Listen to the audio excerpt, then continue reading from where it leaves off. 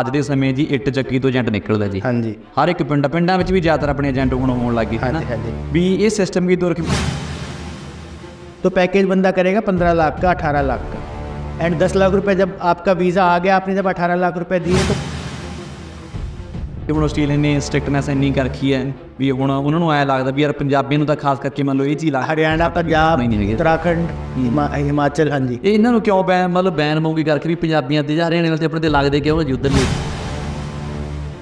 ਇੱਕ ਤੁਸੀਂ ਵੀਜ਼ਾ ਮੰਗਾਇਆ ਸੀ ਯੂਕੇ ਦਾ, हाँ ਉਹਨੂੰ ਤੁਸੀਂ 4.5 ਲੱਖ 'ਚ ਤੁਸੀਂ ਵੀਜ਼ਾ ਮੰਗਾਇਆ ਸੀਗੇ। ਹਾਂ। ਤੇ ਜ਼ਿਆਦਾਤਰ ਹੁਣ ਆਪਾਂ ਮਿੱਤਰੋਂ ਸੁਣਦੇ ਆ ਰਹੇ ਨੇ ਵੀ ਯਾਰ ਯੂਕੇ ਦਾ ਵੀ ਜੇ ਤੁਸੀਂ ਵੀਜ਼ਾ ਕਰਨਾ ਤਾਂ ਤੁਹਾਨੂੰ ਪੈਕੇਜ ਦੇਣੇ ਜੀ 15 ਲੱਖ ਦਾ ਪੈਕੇਜ ਆ 20 ਲੱਖ ਦਾ ਪੈਕੇਜ, ਤੇ 4.5 ਲੱਖ 'ਚ ਵੀਜ਼ਾ ਕਿਵੇਂ ਮੰਗਾਇਆ ਜੀ।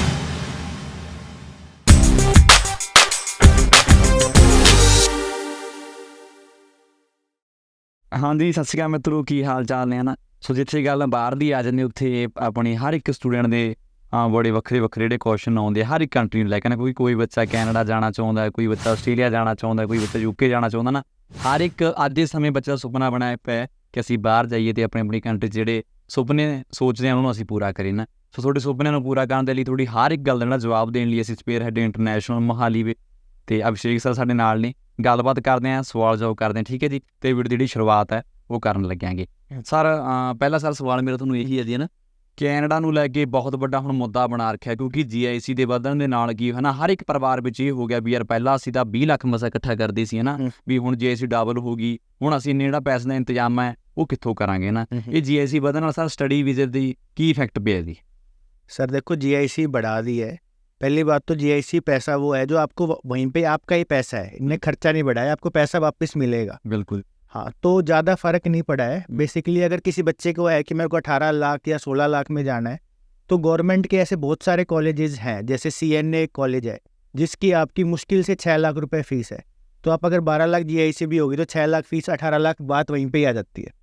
हाँ, तो ऐसे कॉलेजेस हैं, 5 से 6 ऐसे कॉलेजेस हैं जिसके अंदर फ़ीस 6 से 7 लाख 8 लाख के बीच में ही है। उन कॉलेजेस को बच्चे ले सकते हैं। जो गलती बच्चे आजकल देख रहा हूँ मैं, एड्स भी देख रहा हूँ कि प्राइवेट कॉलेजों की तरफ ज़्यादा रुझान हो गया है या पैकेज की तरफ ज़्यादा रुझान हो गया है, वो एक गलत स्टेप है। हाँ जी सर, अपने पैकेज की गल बची तो मैं ਤੁਹਾਨੂੰ ਇੱਕ ਸਵਾਲ ਹੋਰ ਜ਼ਰੂਰ ਕਰਾਂ ਨਾ। ਕੋਈ ਜ਼ਿਆਦਾਤਰ ਹਰ ਇੱਕ ਬੱਚੇ ਨੂੰ ਇਹ ਹੁੰਦਾ ਹੈ ਵੀ ਮੇਰਾ ਵੀਜ਼ਾ ਤੋਂ ਪਹਿਲਾਂ 1 ਰੁਪਇਆ ਨਾ ਲੱਗਿਆ ਨਾ, ਵੀ ਮੈਂ ਸਾਰੇ ਦੇ ਸਾਰੇ ਪੈਸੇ ਵੀਜ਼ਾ ਲੱਗਣ ਤੋਂ ਬਾਅਦ ਦੇਵਾਂ ਨਾ। ਬੱਚੇ ਦੀ ਵੀ ਮਨ ਕਿਤੇ ਨਾ ਕਿਤੇ ਉਸ ਚੀਜ਼ ਨੂੰ ਲੈ ਕੇ ਸੰਤੁਸ਼ਟੀ ਹੁੰਦੀ ਹੈ, ਸੈਟਿਸਫੈਕਸ਼ਨ ਹੁੰਦੀ ਹੈ ਵੀ ਮੇਰਾ ਕਿਹੜਾ ਪਹਿਲਾਂ ਪੈਸਾ ਲੱਗ ਰਿਹਾ, ਵੀ ਮੇਰਾ ਫਿਰ ਇਹਦਾ ਮਤਲਬ ਮੇਰਾ 100% ਵੀਜ਼ਾ ਆਊਗਾ ਜੀ। ਜਿਹੜਾ ਪੈਕੇਜ ਜਿਹੜਾ ਸਿਸਟਮ ਤੋੜ ਰੱਖਿਆ ਜੀ, ਕਿਉਂਕਿ ਗੁੱਸਾ ਨਾ ਕਰੋ, ਇੱਕ ਗੱਲ ਮੈਂ ਸਾਫ਼ ਕਹਿ ਦਿਓ ਕਿ ਅੱਜ ਦੇ ਸਮੇਂ ਜੀ ਇੱਟ ਚੱਕੀ ਤੋਂ ਏਜੰਟ ਨਿਕਲਦਾ ਜੀ। ਹਾਂਜੀ, ਹਰ ਇੱਕ ਪਿੰਡਾਂ ਵਿੱਚ ਵੀ ਜ਼ਿਆਦਾਤਰ ਆਪਣੇ ਏਜੰਟ ਹੁਣ ਹੋਣ ਲੱਗ ਗਏ ਨਾ, ਵੀ ਇਹ ਸਿਸਟਮ ਕੀ ਤੋੜ ਕੇ ਵੀ ਜਿਹੜਾ ਪੈਕੇਜ ਕਰਦਾ ਹੈ, ਪੈਕੇਜ ਨਾਲ ਕੀ ਗੱਲਬਾਤ ਬਣਦੀ ਹੈ ਨਾ ਬੱਚੇ। हाँ, इसका सर थोड़ा जवाब बड़ा रहेगा, थोड़ा सुनना, ध्यान से सुनना, क्योंकि आपको पैकेज आपको दिख रही है, चीज दिख रही है जो कंसल्टेंट आपको दिखाना चाहता है। जो पीछे की बात है वो आपको बता रहा हूँ, ठीक है। पहली बात तो एक ये चीज होती है, जितना अच्छा कॉलेज है उतने ही आपकी वीजा के चांस ज्यादा या कम होते हैं। बेकार कॉलेज बेकार चांस। तो सबसे ऊपर आती है यूनिवर्सिटी में अगर आपका एडमिशन है, आपके सबसे ज़्यादा चांस होते हैं। फिर कॉलेज गवर्नमेंट कॉलेज के होते हैं, फिर प्राइवेट कॉलेज इस पर वर्क परमिट है उसके होते हैं, फिर ऐसे कॉलेज हैं बहुत ज़्यादा जिसके अंदर ना वर्क परमिट है ना उसमें वीज़ा है, ऐसे कॉलेज होते हैं। तो जो है बेकार वाले कॉलेज हैं, लास्ट के 10-15% वाले, वो कॉलेज क्या करते हैं, उन पर बच्चा नहीं आ रहा तो फिर एजेंटों को ढूंढते हैं इंडिया में, पाकिस्तान में, बांग्लादेश में, चाइना में, कि भाई हम आपको SDS में फ़ाइल लगाने के लिए जाली रसीद दे देंगे, खुद की रसीद दे देंगे कि हाँ हमारे पास पैसे आ गए, उनके पास पैसे आए नहीं होते। तो आप ऐसा गेम खेल लो कि बच्चे को बोलो कि भी पैसा आप दे रहे हो बट पैसा किसी ने नहीं देना, बच्चा GIC अपनी बनवा लेगा, एंड आप उस तरह से पैकेज को खेल लो। अगर वीज़ा आ जाता है तो आप हमको पैसे जमा करा देना। तो एजेंट क्या करता है, ऐड करता है, ऐड के अंदर अगर 100 बंदों की इंक्वायरी आई कि भाई पैकेज के अंदर, तो 100 वो वीज़ा की फ़ाइल लगा देते हैं। पैसे कुछ नहीं लग रहे तो लोग पासपोर्ट दे देते हैं आराम से। बिल्कुल। 100 में से 15 का आया, 20 का आया, उन 20 की फ़ीस आगे जमा करा देगा उनसे लेके। तो मान लो आपका कॉलेज की फ़ीस 10 लाख रुपए है, ठीक है, तो पैकेज बंदा करेगा 15 लाख का 18 लाख का, एंड 10 लाख रुपए जब आपका वीज़ा आ गया, आपने जब 18 लाख रुपए दिए, तो उसमें से खुद के 2 लाख रुपए काट के 8 लाख रुपए वो कॉलेज के जमा कराएगा। तो आपके तो लग गए 18 लाख रुपए, उसके लग गए 8 लाख, 10 लाख रुपए आपको महंगा पड़ा। दूसरी प्रॉब्लम क्या आती है, जब आप वहाँ पहुँच जाते हो तो आपको पता लगता है उस पर वर्क परमिट है ही नहीं। फिर आपने 18 लाख रुपए यहाँ दे दिए, फिर आपको फिर कॉलेज बदलना पड़ता है और फिर एक सेमेस्टर की फ़ीस और करानी पड़ती है वहाँ पे, तो आपको 25-26 लाख रुपए का जाके पैकेज पड़ता है। जो आपके पैसे लग जाते हैं। बिल्कुल। सबसे खतरनाक बात यह है कि 10 में मैंने बताया 100 में से 15 का ही वीज़ा है, 85 बच्चों को पता ही नहीं क्योंकि क्या कागज लगे, कैसे लगे, उनका रिजेक्शन आ गया।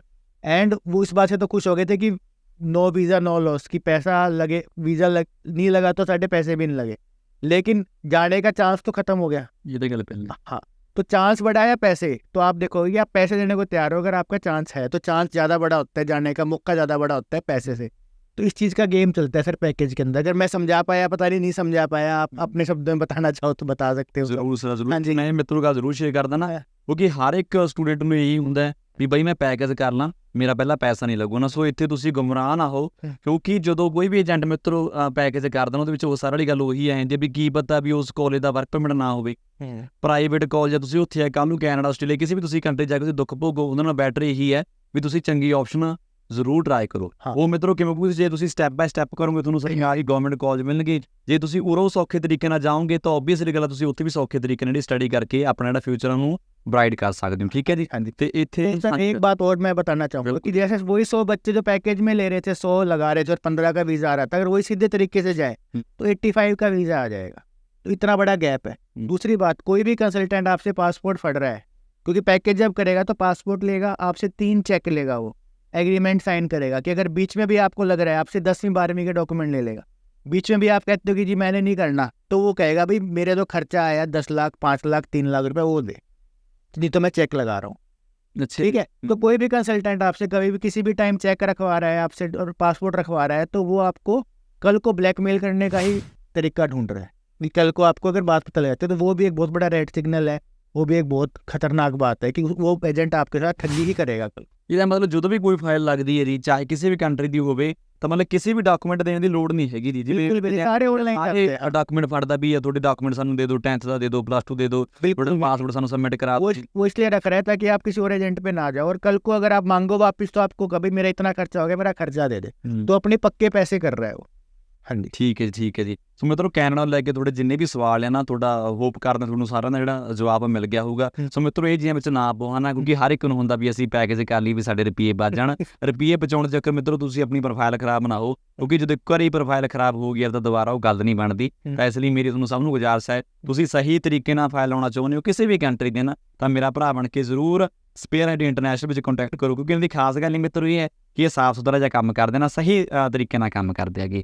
ਤੇ ਅੱਜ ਮੂੰਹ ਤੇ ਕਹਿੰਦੀ ਬੜਾਈ ਕੀਤੀ ਮਾੜੀ ਹੁੰਦੀ ਹੈ, ਤਾਂ ਜਦੋਂ ਵੀ ਆਇਆ ਮੈਨੂੰ ਇੱਕੋ ਅੱਧੀ ਚੀਜ਼ ਦੇਖਣ ਨੂੰ ਮਿਲਦੀ ਰਹਿੰਦੀ ਹੈ ਵੀ ਬਾਈ ਵੀਜ਼ਾ ਆਇਆ ਪਿਆ, ਇਹਨਾਂ ਦਾ ਵੀਜ਼ਾ ਆ ਗਿਆ, ਉਹਨਾਂ ਦਾ ਵੀਜ਼ਾ ਆ ਗਿਆ। ਤੇ ਖੁਸ਼ੀ ਵਾਲੀ ਗੱਲ ਮਿੱਤਰੋ ਇਹ ਫੀਲ ਹੁੰਦੀ ਹੈ ਵੀ ਜ਼ਿਆਦਾਤਰ ਕਦੇ ਵੀ ਇਹਨਾਂ ਦੀ ਕੋਈ ਛੇਤੀ ਰਿਜੈਕਸ਼ਨ ਆਉਂਦੀ ਨਹੀਂ, ਕਿਉਂਕਿ ਜੇ ਇਹਨਾਂ ਨੂੰ ਲੱਗਦਾ ਵੀ ਅਸੀਂ ਵੀਜ਼ਾ ਮੰਗਾ ਸਕਦਾ ਹਾਂ ਕਰ ਦਿੰਦੇ, ਜੇ ਇਹਨਾਂ ਨੂੰ ਲੱਗਦਾ ਵੀ ਯਾਰ ਵੀਜ਼ਾ नहीं आ सकता, साफ जवाब दें। कमी बताते हैं सिर्फ प्रोफाइल में, कमी बताते हैं कि आपके अंदर ये कमी है, ये कमी पूरी कराओ आपका वीज़ा आ जाएगा। अगर आइलेट्स बैंड का मैं बताया तो आइलेट्स पूरे ले लो, अगर आपका गैप है बताए तो नौकरी करने लग जाओ, सैलरी एक आने लग जाए, आपका वीज़ा आ जाएगा। तो कोई भी कमी है आप कंसल्टेंट को आप एज ए स्टूडेंट को बताना ज़रूरी होता है कि आपके अंदर ये अच्छी बात है, ये कमी है। जो आप खोल के बताते हो तो किसी को बात पसंद आती है, किसी को नहीं आती। जिसको पसंद आती है वो समझ जाता है कि मेरे फायदे की बात कर रहे हैं, तो वो लगाता है फाइल, आ जाता है उसका। ਇਹਦਾ ਮਤਲਬ ਜਿਹੜਾ ਇਹ ਆਪਾਂ ਸੁਣਨ ਚ ਆਉਂਦਾ ਵੀ ਯਾਰ ਬਾਈ 30 ਲੱਖ ਦਾ ਤੇਰਾ ਪੈਕੇਜ ਆ, ਤੇਰਾ ਵੀਜ਼ਾ ਪੱਕਾ ਮੰਗਾ ਦੇ, ਮਤਲਬ ਇਹ ਤਾਂ ਬੱਚੇ ਨੂੰ ਗੁੰਮਰਾਹ ਕਰਨ ਵਾਲਾ ਕੰਮ ਹੀ ਹੈ ਜੀ। हाँ सर, बिल्कुल गुमराह करने वाला काम है। वो ऐसे 30 बच्चों को बोल लेंगे, उनमें से 2 का भी आ गया 60 लाख रुपए बन गए, इस टाइप से चलता है। ਪਰ ਸਰ ਜਿਵੇਂ ਹੁਣ GIC ਵਧੀਆ ਨਾ, ਇਹਦੇ ਨਾਲ ਸਟੱਡੀ ਵੀਜ਼ੇ ਤੇ ਕੋਈ ਇਫੈਕਟ ਤਾਂ ਨਹੀਂ ਪੈਂਦਾ ਹੈਗਾ ਜੀ? सर देखो, कम लोग अप्लाई करेंगे, लेकिन जो अप्लाई करेंगे उनका ज़्यादा वीज़ा चांस बढ़ गए हैं। कोविड में भी ऐसे ही हुआ था कि कम लोग अप्लाई कर रहे हैं, जिसने अप्लाई किया उसका वीज़ा लगा, बेकार से बेकार प्रोफाइल का वीज़ा कोविड में लग गया था, क्योंकि कम लोग थे। ऐसे ही अब है कि लोग थोड़े से कम हो गए, उनमें सीट बढ़ा दी है कनाडा ने, तो वीज़ा लगने के चांस ज़्यादा हो गए। तो अगर कोई भी बंदा औखा सौखा होकर पैसे इकट्ठे कर लेगा, उसका वीज़ा लग जाएगा। हाँ जी, ਠੀਕ ਹੈ, ਠੀਕ ਹੈ। ਤੇ ਮਿੱਤਰੋ ਕੈਨੇਡਾ ਨੂੰ ਲੈ ਕੇ ਤੁਹਾਡੇ ਜਿਹੜੇ ਸਾਰੇ ਸਵਾਲਾਂ ਤੁਹਾਨੂੰ ਜਵਾਬ ਮਿਲ ਗਿਆ ਹੋਊਗਾ। ਤੇ ਹੁਣ ਸਰ ਗੱਲਬਾਤ ਕਰੀਏ ਨਾ UK ਦੀ, ਕਿਉਂਕਿ ਪਹਿਲਾਂ ਜਵਾਕ UK 'ਚ ਸਪਾਊਸ ਨਾਲ ਬੜਾ ਡਿੱਗਦਾ ਸੀਗਾ ਜੀ, ਹਰੇਕ ਨੂੰ ਹੁੰਦਾ ਸੀ ਵੀ ਜੇ ਆਪਾਂ ਸਪਾਊਸ ਨਾਲ ਜਾਣਾ ਤਾਂ UK ਵਗ ਜਾਓ, ਇਕੱਠੇ ਵਗ ਜਾਗੇ ਨਾ। ਤੇ ਜਿੱਦਾਂ ਦਾ UK ਹੁਣ ਸਪਾਊਸ ਬੰਦ ਕੀਤਾ ਜੀ, ਤਾਂ ਫਿਰ ਹੁਣ ਸਟੂਡੈਂਟ ਵੀਜ਼ਾ ਤੇ ਇਫੈਕਟ ਪਿਆ ਜਾਂ ਨਹੀਂ ਪਿਆ, ਜਾਂ ਹੁਣ ਸਪਾਊਸ ਫਿਰ ਇਕੱਠੇ ਜਾ ਸਕਦੇ ਨਹੀਂ ਜਾ ਸਕਦੇ ਜੀ? देखो विजिटर वीज़ा पे तो जा ही सकता है स्पाउस, तो अगर वाइफ का मान लो वीज़ा लग गया, वाइफ से मिलने के लिए तो आप जा ही सकते हो। पहले था वर्क परमिट मिलता था आपको, अब वर्क परमिट नहीं मिलेगा। वहाँ जाके अगर आप वीज़ा पे चले गए हो, तो वहाँ जाके अगर आपको कोई वर्क देने को तैयार हो, तो अभी भी बच्चे जा रहे हैं, कपल जा रहे हैं, और वहाँ जाके भी अगर पढ़ाई ठीक ठाक है दूसरे स्पाउस की, तो आपको काम मिल जाता है, अदरवाइज फिर कैश पे करना पड़ता है। मतलब एक ऐसा भी जाना बंद नहीं हुआ, तरीका चेंज करता हाँ, है। तरीका उनने ये कह दिया कि क्योंकि बेरोजगारी बढ़ रही थी उनकी, तो उनने एक बार रोक लिया, ठीक है, उस चीज़ को थोड़ा कम कर दिया, आगे फिर खुल जाएगा सर।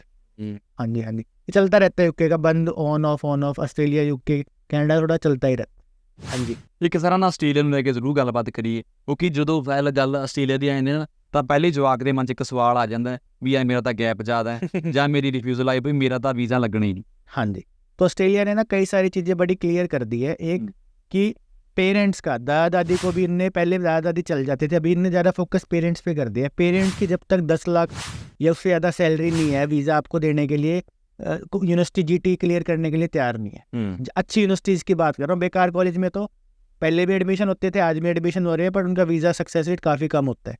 अच्छी अगर तरीके से फायदा हो, 10 लाख रुपए आपकी कम से कम पेरेंट्स की इनकम होनी चाहिए। उसके अंदर सिर्फ ITR से काम नहीं चलेगा कि आपने 10 लाख की ITR दे दी, 5 लाख की मम्मी की, 5 लाख की पापा की। बिजनेसमैन है तो बिजनेस के डॉक्यूमेंट्स लगेंगे, बिजनेस का क्या टैक्स दिया, GST क्या है, आपका रेंट एग्रीमेंट है दुकान का तो रेंट एग्रीमेंट हो, बिजनेस में किसको सैलरी दे रहे हो, करंट अकाउंट है या नहीं, ये सारे डॉक्यूमेंट आपके बिजनेस के लगेंगे। जॉब है तो जॉब के लगेंगे, पापा की सैलरी आ रही है नहीं आ रही, PF GPF जो भी कटता है नहीं कटा है नहीं कटा, टैक्स कितना बड़ा, फॉर्म 16 है या नहीं है, ये डॉक्यूमेंट लगे। मम्मी के भी पहले बुटीक कोई लगाया था, ट्विस्ट सेक्टर लगाया था, तो वो चलना बंद हो गया है। अब मम्मी की भी अगर बुटीक दिखा रहे हो तो बुटीक आपका रजिस्टर्ड हो, आपके टैक्स भरे हुए हैं बुटीक के अंदर पैसे आए हुए हैं, उसका करंट अकाउंट हो। ये सारी चीज़ें उनने इनकम पे बड़ा जोर लगा दिया है कि आपकी इनकम प्रूफ बड़े सॉलिड चाहिए, क्योंकि अदरवाइज तो लोग पैकेज पे लगा रहे थे, किसी का लग रहा किसी का नहीं लग रहा था, तो फंड शो करने आसान है, इनकम प्रूफ बनाना बड़ा मुश्किल है। उस पर ऑस्ट्रेलिया ने काफ़ी जोर दे के अब उस चीज़ को क्लियर कर दिया है कि 10 लाख रुपए तक का आपका फैमिली का इनकम प्रूफ होना चाहिए। तो कोई गवर्नमेंट जॉब पे है, प्राइवेट जॉब पे है, जिस पे है उसके लिए तो वो खुला है अभी भी ऑस्ट्रेलिया। लेकिन बेचारा कोई 2 किल्ले जिस पे 2 एकड़ जमीन है, मम्मी पापा कुछ नहीं करते, तो पहले पैकेज पे सोच लेते कि पैकेज लगा देते, लग गया तो 1 किल्ला बेच देंगे, वो चीज़ बंद कर दी।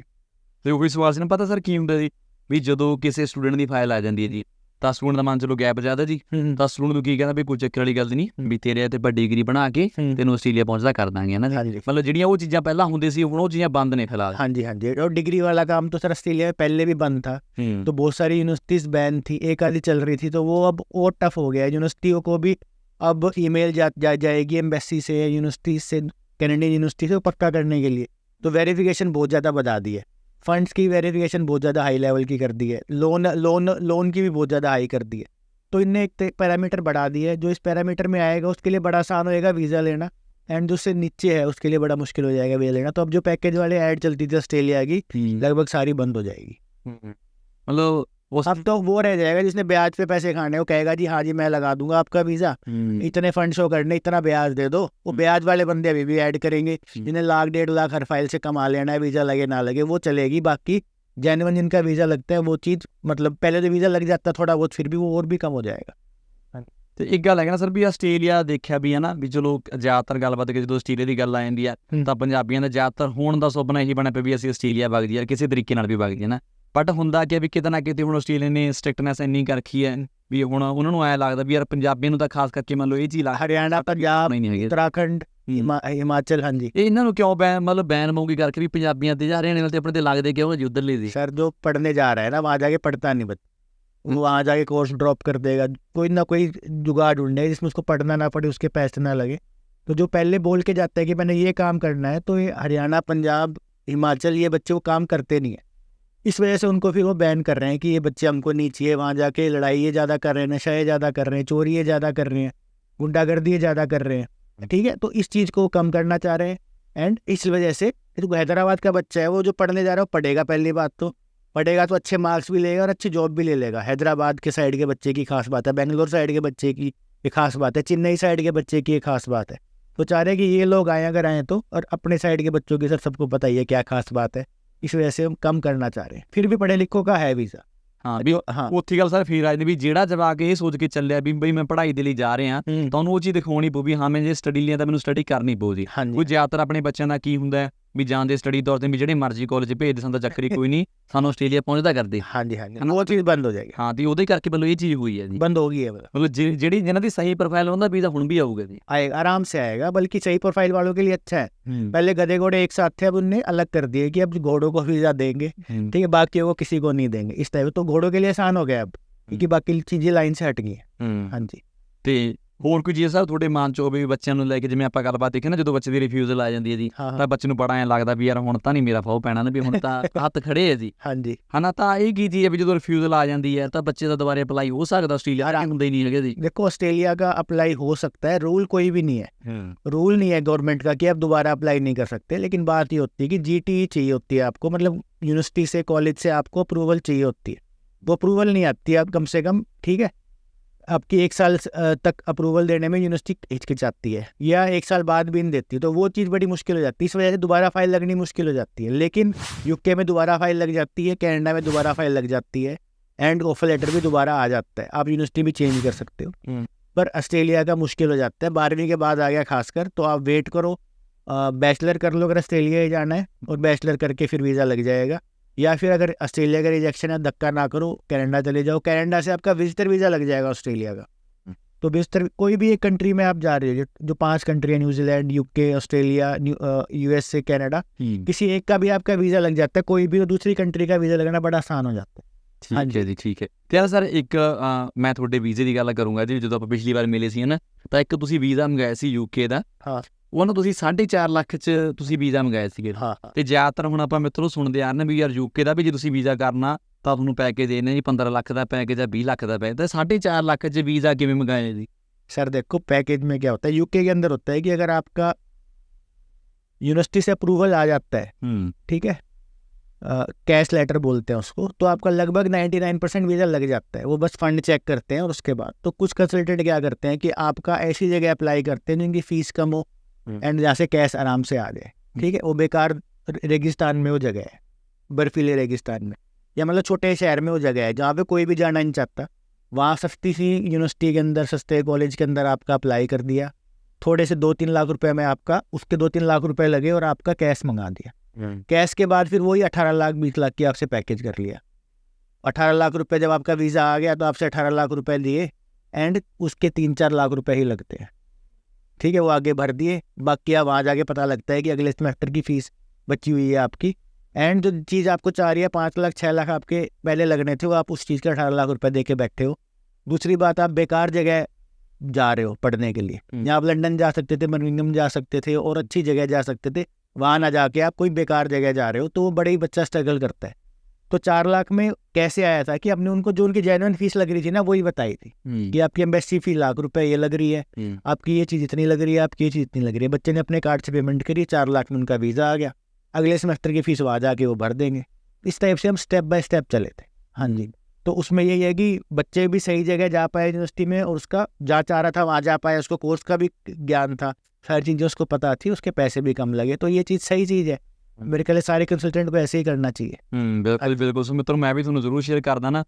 ਸੋ ਉੱਥੀ ਗੱਲ ਫੇਰ ਆਈ ਮਿੱਤਰੋ ਵੀ ਪੈਕੇਜ ਬਾਰੇ ਨਾ ਭੱਜੋ, ਪੈਕੇਜ ਨਾਲੋਂ ਜ਼ਿਆਦਾ ਇੰਪੋਰਟੈਂਟ ਆਪਣੀ ਪ੍ਰੋਫਾਈਲ ਹੈ, ਕਿਉਂਕਿ ਜੇ ਇੱਕ ਵਾਰੀ ਮਿੱਤਰੋ ਰਿਜੈਕਸ਼ਨ ਆ ਜਾਂਦਾ ਕਿਤੇ ਨਾ ਕਿਤੇ ਦੁਬਾਰਾ ਉਹ ਗੱਲ ਨਹੀਂ ਬਣਦੀ। ਸੋ ਤੁਹਾਨੂੰ ਮੈਂ ਜ਼ਰੂਰ ਇਹ ਗੱਲ ਸ਼ੇਅਰ ਕਰਦਾ ਵੀ ਜਿਹੜੀ ਫਾਈਲ ਉੱਥੀ ਦੁਬਾਰਾ ਫੇਰ ਗੱਲ ਆ ਜਾਂਦੀ ਹੈ ਵੀ ਜਿਹੜਾ ਵੀਜ਼ਾ 4.5 ਲੱਖ 'ਚ ਆ ਸਕਦਾ ਉਹਨੂੰ 20 ਲੱਖ ਦੇ ਕੇ ਆਪਣਾ ਪੈਸਾ ਨਾ ਖਰਾਬ ਕਰੋ, ਠੀਕ ਹੈ। ਇਹਦਾ ਹੱਲ ਹੈਗਾ ਜੀ, ਜੇ ਤੁਹਾਡੀ ਪ੍ਰੋਫਾਈਲ ਸਹੀ ਹੈ, ਤੁਸੀਂ ਐਲੀਜੀਬਲ ਹੈਗੇ ਹੋ, ਤਾਂ ਤੁਸੀਂ ਆਪਣੀ ਇੱਕ ਵਾਰੀ ਪ੍ਰੋਫਾਈਲ ਦਿਖਾਉਣ ਦੇ ਜ਼ਰੂਰ ਸਪੇਅਰਹੈਡ ਇੰਟਰਨੈਸ਼ਨਲ ਦੇ ਆਫਿਸ ਵਿੱਚ ਆਓ, ਆਪਣੀ ਪ੍ਰੋਫਾਈਲ ਦਿਖਾਓ, ਗੱਲਬਾਤ ਕਰੋ। ਜੇ ਇਹਨਾਂ ਨੂੰ ਲੱਗਦਾ ਵੀ ਤੁਹਾਡਾ ਵੀਜ਼ਾ ਤਾਂ ਤੁਹਾਨੂੰ ਉਸ ਅਕੋਰਡਿੰਗ ਤੁਹਾਨੂੰ ਜਿਹੜਾ ਗਾਈਡ ਕਰ ਦੇਣਗੇ, ਤੇ ਜਿਹੜੇ ਤੁਹਾਡੇ ਸੁਪਨੇ ਉਹਨਾਂ ਨੂੰ ਜ਼ਰੂਰ ਜਿਹੜਾ ਸਾਕਾਰ ਹੈ ਉਹ ਕਰਨਗੇ, ਠੀਕ ਹੈ ਜੀ। ਸੋ ਤੁਸੀਂ ਕਿਸੇ ਵੀ ਕੰਟਰੀ ਦੀ ਕੋਈ ਵੀ ਇਨਕੁਆਇਰੀ ਲੈਣਾ ਚਾਹੁੰਦੇ ਹੋ, ਚਾਹੇ ਉਹ ਕੈਨੇਡਾ ਹੈ, ਆਸਟ੍ਰੇਲੀਆ, ਯੂਕੇ ਹੈ ਨਾ, ਜਾਂ ਗੈਪ ਨੂੰ ਲੈ ਕੇ ਤੁਹਾਡੇ ਮਨ 'ਚ ਕੋਈ ਕਨਫਿਊਜ਼ਨ ਨੇ, ਜਾਂ ਰਿਫਿਊਜ਼ਲ ਵਾਲੇ ਮੁੱਦੇ ਬਾਹਲੇ ਬਣ ਜਾਂਦੇ ਵੀ ਸਾਡੇ ਤਾਂ ਰਿਫਿਊਜ਼ਲ ਆ ਗਈ ਵੀ ਹੁਣ ਤਾਂ ਅਸੀਂ ਜਾ ਹੀ ਨਹੀਂ ਸਕਦੇ ਹੈ ਨਾ। ਤੇ ਖਾਸ ਕਰਕੇ ਗੱਲਬਾਤ ਕਰੀਏ, ਇੱਕ ਸਰ ਹੋਰ ਮੇਰੇ ਸਵਾਲ ਜੋ ਯਾਦ ਆ ਗਿਆ ਨਾ, ਇੱਕ ਬੈਂਡ ਵਾਲਾ ਬਾਹਲਾ ਚੱਲਿਆ ਹੋਇਆ ਜੀ ਵੀ ਇਹ ਤੁਹਾਡੇ ਹੁਣ ਇੰਨੇ ਬੈਂਡ ਨੇ, ਤੁਹਾਡਾ 5 ਬੈਂਡ ਨੇ, ਤਾਂ ਵੀ ਕੋਈ ਚੱਕਰ ਨਹੀਂ, ਤੁਸੀਂ ਪੈਕੇਜ ਕਰੋ, ਗੱਲ ਫੇਰ ਪੈਕੇਜ ਦੀ ਆ ਜਾਂਦੀ ਹੈ ਜੀ।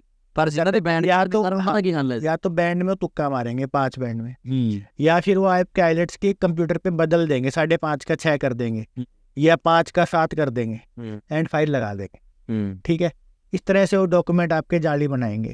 तो उसमें नुकसान क्या है, जब आप वीज़ा तो लग गया, या तो एयरपोर्ट में फटे जा सकते हो, वहाँ से निकल गए तो कल को क्लास में प्रॉब्लम आ सकती है। जैसे शेरडन कॉलेज में 3 साल पहले आई थी कि उनने आइलेट्स स्कोर चेक किया 7 बैंड, बच्चे बोल नहीं पा रहे कुछ भी, वहाँ पे दिक्कत आ सकती है। या फिर जब PR की फाइल लगाओगे तब आपके पुराने डॉक्यूमेंट चेक होंगे, तब आपको दिक्कत आ सकती है। तो ये बड़ी दिक्कत की बात है, ठीक है। तो कोई क्योंकि एम्बेसी कह रही है कि हमको 6 बैंड चाहिए, तो किसी कंसल्टेंट के पास तो वीज़ा है नहीं, या किसी की सेटिंग नहीं है, झूठ बोलते हैं जो बोलते हैं सेटिंग है, ठीक है। तो उसके अंदर फिर आपको बचना है इस चीज़ से कि जो 4.5 बैंड में 5 बैंड में आपकी फाइल चक रहा हो उसको आपने दूर से ही सस्ते निकाल करके अपनी मेहनत पे जोर लगाना। बिल्कुल सर, बिल्कुल सर मित्रों। इस चीज़ पे अपन ने वेब सीरीज भी बनाई है एक, हाँ जी, ठीक है, यार प्यार कनाडा नाम से, जिसमें सर का भी रोल है, ठीक है। उसके अंदर थोड़ा और डिटेल में समझाया है कि कैसे कैसे स्टेप्स लोग लेते हैं और कैसे कैसे झूठी प्रोमिसें करके झूठा आपको नज़ारा दिखा के आपको आपकी प्रोफाइल ख़राब कर देते हैं, टाइम ख़राब कर देते हैं, पैसा ख़राब कर देते हैं, आपकी हैप्पीनेस ख़राब कर देते हैं, खुशी ख़राब कर देते हैं आपकी आपके घर वालों की। उस पर भी सर वेब सीरीज में समझाने की कोशिश की है। ਹਾਂ ਜ਼ਰੂਰ। ਤੇ ਇੱਥੇ ਮੈਂ ਵੈਬ ਸੀਰੀ ਬਾਰੇ ਥੋੜਾ ਮੈਂ ਤੁਹਾਨੂੰ ਹੋਰ ਜ਼ਰੂਰ ਥੋੜਾ ਡਿਟੇਲ ਜ਼ਿਆਦਾ ਸਾਰੀ ਤਾਂ ਦੱਸ ਦੇ ਕਿ ਸਾਰੀ ਤੁਸੀਂ ਆਪਣੇ ਆ ਜਿਹੜੇ ਵੈਬ ਸੀਰੀ ਜਿਹੜਾ ਤੁਹਾਨੂੰ ਲਿੰਕ ਮਿਲੇਗਾ ਉਹਤੇ ਜਾ ਕੇ ਦੇਖੋਗੇ ਹੈ ਨਾ। ਤੇ ਫਿਲਹਾਲ ਮੈਂ ਵੈਬ ਸੀਰੀ ਬਾਰੇ ਸਰ ਤੁਹਾਨੂੰ ਇੱਕ ਜਿਹੜਾ ਗੱਲਬਾਤ ਤੁਹਾਡੇ ਨਾਲ ਜ਼ਰੂਰ ਸ਼ੇਅਰ ਕਰਦਾ ਕਿ ਵੈਬ ਸੀਰੀ ਸਰ ਮੈਂ ਬਹੁਤ ਦੇਖਿਆ ਨਹੀਂ ਹੈ ਨਾ।